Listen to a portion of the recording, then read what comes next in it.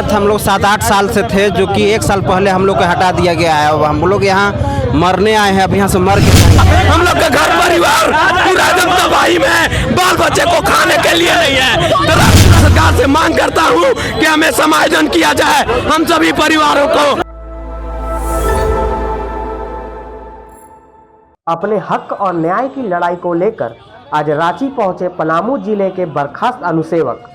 सालों तक सरकारी दफ्तरों में सेवा देने के बाद एक झटके में सरकारी नौकरी से बाहर किए गए 251 अनुसेवक अब समायोजन की मांग को लेकर सड़कों पर उतर आए हैं।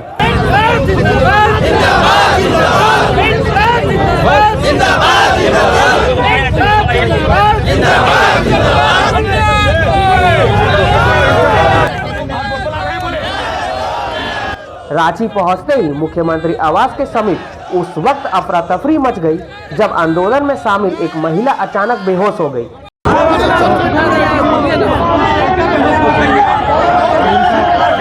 दांत लग गया है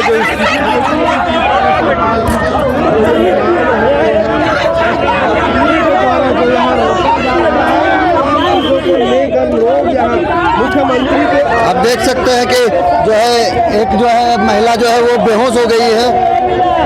ये लोग जो है पलामू से पैदल पद यात्रा करके यहाँ पहुंचे हैं। मुख्यमंत्री आवास तक ये लोग जाने वाले थे, लेकिन इनको रोक के इधर डाइवर्ट कर दिया गया।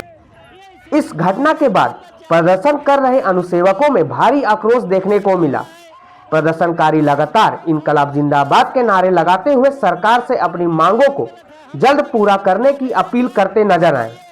मुख्यमंत्री आवास के समीप उन्होंने मुख्यमंत्री सचिवालय से आए एक प्रतिनिधि को अपना ज्ञापन सौंपा और समायोजन की मांग दोहराई। आइए जानते हैं आखिर क्या है बर्खास्त अनुसेवकों की पूरी मांग और सरकार से उन्हें क्या है उम्मीद। देखिए ये खास रिपोर्ट।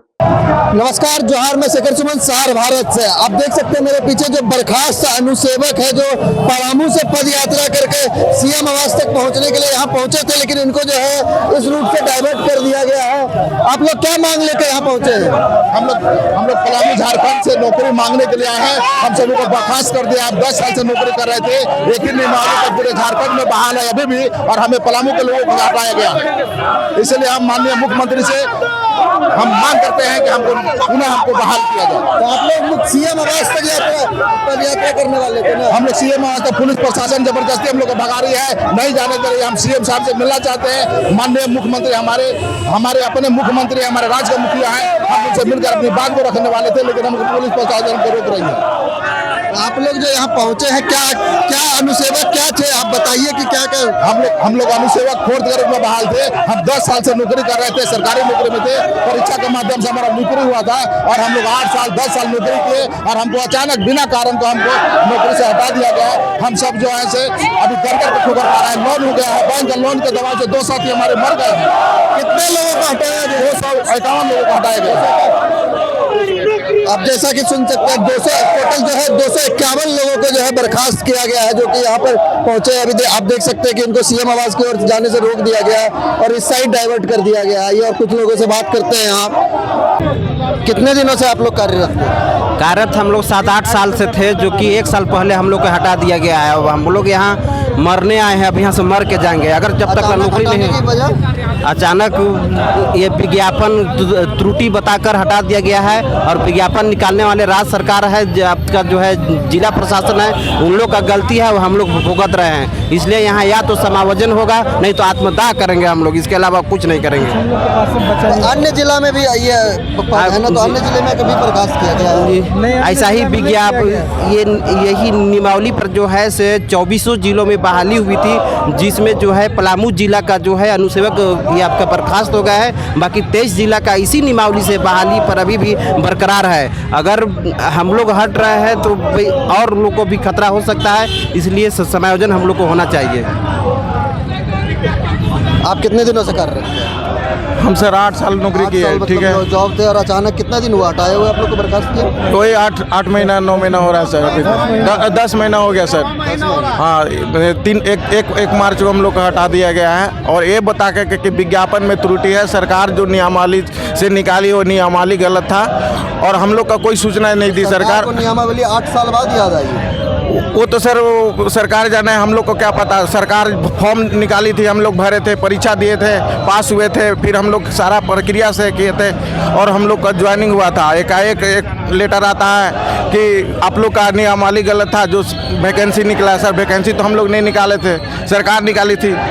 तो सरकार को न करके हम लोग के क्या कर, हम फॉर्म निकला, हम लोग भर दिए और सेम वैकेंसी पूरे राज्य में है। मात्र पलामू का ही ऐसा हटा दिया गया है, जो कि हम लोग उसको मांग के लिए हम लोग कई बार रांची में आए और अपने कार्यालय में बहुत बार धरना दिए, फिर भी सरकार नहीं सुनी।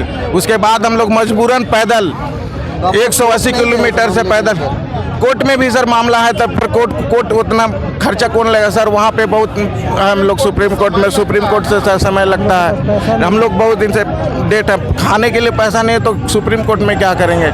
इसलिए सरकार से हम लोग समायोजन के मांग कर रहे हैं। सेम वैकेंसी छत्तीसगढ़ में हुआ था, 2620 टीचर थे, उनको सुप्रीम कोर्ट और हाई कोर्ट रिजेक्ट किया था, हम ही लोग की तरह नियमावली में गलत बनाकर, और उन लोग को रख लिया गया। उसी भांति हम लोग को भी सरकार 251 है। जब छत्तीसगढ़ जैसा राज्य रख सकता है 2620 टीचर को, तो हमारा सोना झारखंड है 251 अनुसेवक को तो ऐसे ही रख सकता है, जो कि हम लोग झाड़ू मारते हैं, इधर से उधर फाइल ढोते हैं, पानी पिलाते हैं बड़े बड़े पदाधिकारी को। जिस कार्यालय में पदाधिकारी जिस और डीसी का हम लोग गाड़ी चलाते थे, वही ने हम लोग को बिना सूचना के सर हटा दिया और हम लोग कुछ नहीं। सरकार से हम लोग समायोजन की मांग करते हैं और आरक्षण अवसर के पालन करते हुए फिर भी हम लोग को एक विज्ञापन में रिक्तियां नहीं दर्शाने के कारण हम लोग को बर्खास्त कर दिया गया है। हम रिक्तियां दर्शाना हमारा काम है कि उपायुक्त का काम है, सरकार का काम है, लेकिन आज हम लोग को बर्खास्त कर दिया। हम लोग का घर परिवार पूरा एकदम तबाही में, बाल बच्चे को खाने के लिए नहीं है, तरस रहे हैं। और 2 व्यक्ति हमारे सेवक हार्ट अटैक से मौत हो गया, बैंक से लोन लिए हुए थे।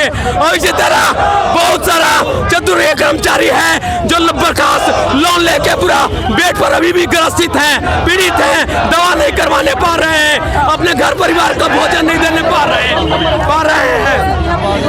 इनकी स्थिति बहुत गंभीर है और देखा जाए देश सरकार का हम लोग इतना भरोसा करते हैं, जो माननीय शिबू सोरेन को हम नमन करते हैं और उनके विचारों, उनके बताए हुए रास्ते पर हम लोग चलने वाले हैं। फिर भी हम और हेमंत सोरेन नरेंद्र जी को भी उन्हीं का पुत्र है, उनके विचारों पर हम लोग चलने वाले हैं। और हम लोग SC ST OBC उनको हद से ज्यादा हम लोग मानते हैं और उनके कहा हुआ को हम लोग करते हैं और कभी नहीं हम लोग टाले हैं।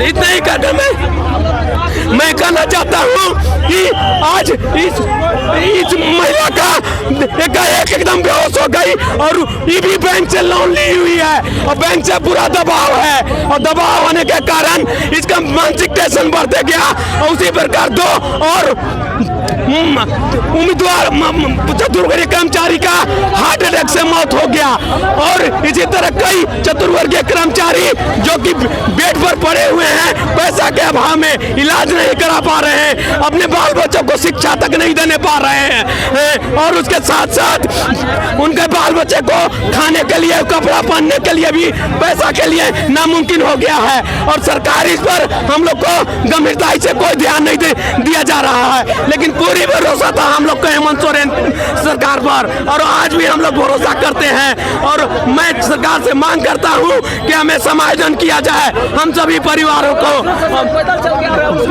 और हम